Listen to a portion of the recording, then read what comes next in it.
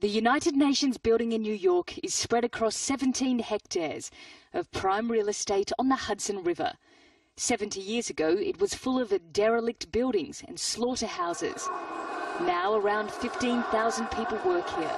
It's become a major tourist attraction in New York, with around 1 million visitors a year. It also brings in world leaders, delegates and human rights workers. Julie Bolser is from the New York Mayor's office and says the UN has become part of the city's identity. When the United Nations General Assembly convenes each year in New York City, it only adds to the energy, to the great diversity of the city and the sense of New York City as a global capital. The UN creates around 25,000 full and part-time jobs, both directly and indirectly in New York. And it's worth around $7.3 billion to the city's economy, even more than the Yankees baseball team. Aside from the financial benefit the UN brings to New York, there's also the prestige. It's become a cultural and intellectual landmark in the city, but it's also criticised. Most of its staff pay no taxes in the US, and some of them have been accused of fraud and corruption.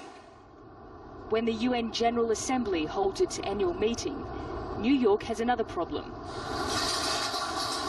Heightened security means streets are closed and it's difficult to get around. Diplomats have also failed to pay $16 million in parking fines, and they're immune from prosecution.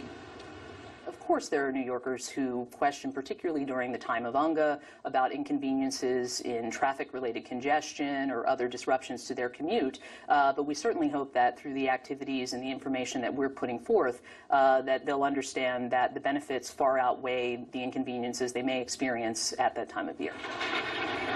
While City Hall says it's proud to host the UN headquarters, some New Yorkers argue it's time to review the special privileges reserved for UN staff. Nicole Johnston, TRT World, New York.